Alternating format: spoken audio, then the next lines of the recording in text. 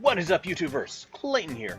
Today, with something that I haven't done for a while, it is a review, as you can see, of a few different things here. I did not set this properly beforehand. Oh no. Anyways, I have done reviews before of controllers and of certain systems, like I did the Wii U and such. In fact, the very first video for the channel was actually for the PlayStation controller review. And so from there on, anyways, I'm moving along to show you today the Super Nintendo Classic and the Sega Genesis Flashback, made by @Games.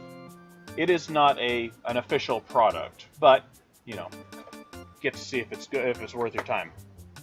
So we'll start off today with the Super Nintendo Classic.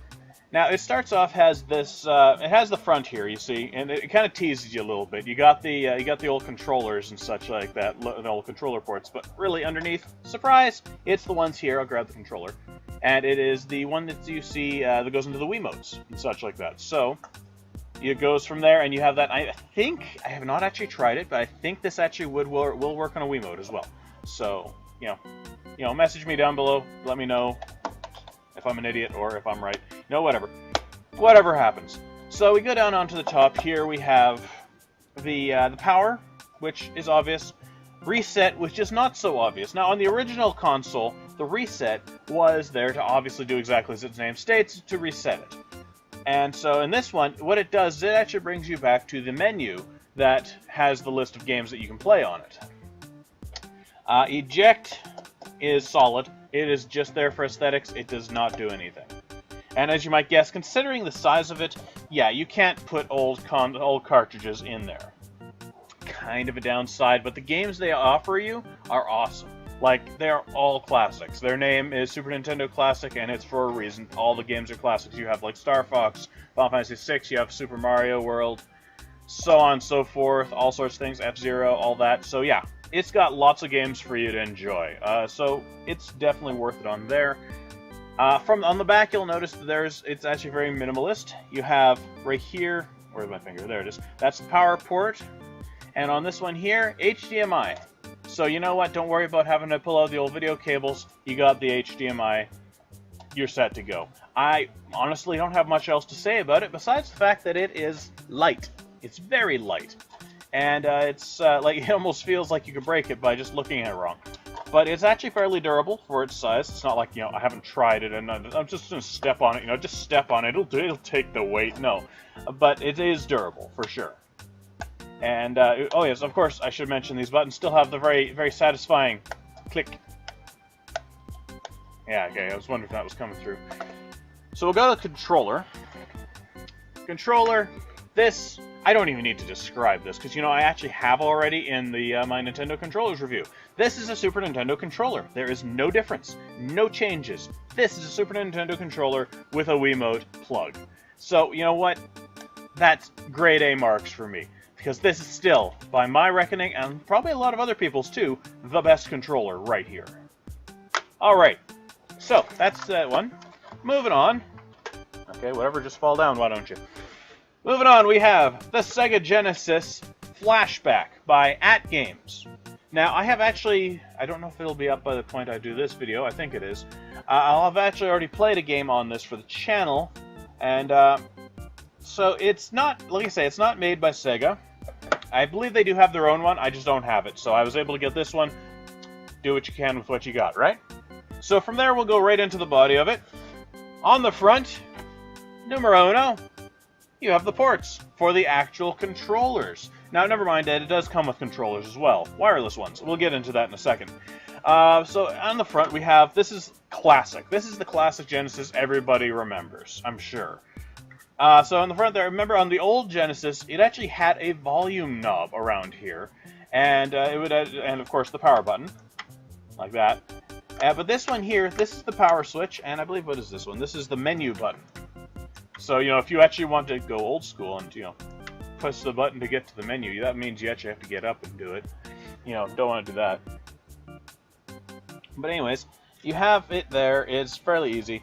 Again, like the Super Nintendo, it has just two plugs on the back. There's the power one, which is a little more reminiscent of the original ones, like the little actual pin one in there. And of course, an HDMI port, which is perfection. Even if it is I don't know if I want to call it bootleg. It's not really bootleg, but even if it's third party, it still goes for HDMI, which I think is primo. It's a smart choice. They didn't go for video cables.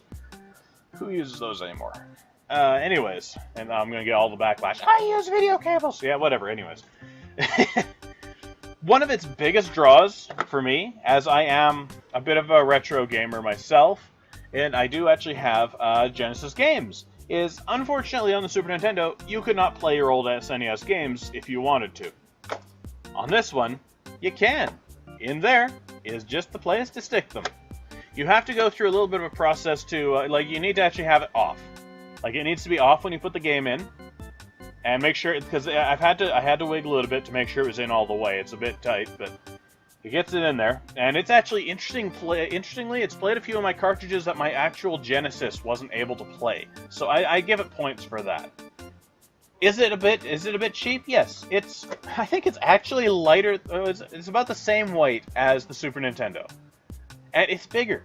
Like, if you stick these together, have a look. You're seeing right here. This is the difference. Like, so much difference in size. But I suppose this one needs to be a bit bigger to handle the cartridge slot inside. Onto the controller for it. The controller we have here is the wireless one. Now I'm thinking, you're thinking, Clayton, this is blasphemy. Why would I use another special controller when I have my old Genesis controllers? Point to that. I will get to that in a second. Right here we have, okay, so we'll just go right over. We got the D-pad. Now this is a hat switch D-pad. You'll notice the lights going on. This is the one that actually has batteries in it. So it only actually uses up batteries when you're pushing buttons. Because you notice the thing goes on like that. Which is handy, admittedly. We got too many controllers that just eat batteries because they sit there. So you got, this is a remnant of the 6-button style. So you have all the same ones. You have the X, Y, Z, ABC. All perfection. Whatever. On the center, you have, like on the original one, you had start. That was it, I think. Unless you had special controllers. There were some other ones. So on here, you also have menu and rewind. Menu is, of course, the same as the menu button on the console, right here. Rewind is kind of interesting, actually, because this is more just an emulation system than anything. It actually allows you to rewind gameplay backwards a little bit. So, hey, fell down the pit when you didn't mean to. Rewind. Get killed by the lamest enemy in the game. Rewind. We didn't need... With none of that happened. What are you talking about? Alright, and onto that, I do have some problems with it, though. Because it is wireless, I've found that there is a bit of lag between button press and actual input on the screen. Which, you know, in certain games, that's make or break. And you don't want to be dealing with that. This is why I do play with my original controller. So, I could tell the difference in lag input. There was none with the original controller, and there was some with this, sadly. But it has this little switch here. I don't know if it can be seen. Yeah, there we go. The switch here, which switches it between player 1 and player 2. So literally the only thing telling the console, right here, about which controller is player 1 and player 2 is this little bitty switch right here. Yeah. So that's about it. Oh yeah, I should mention it takes 2 or 3 AAAs, I think.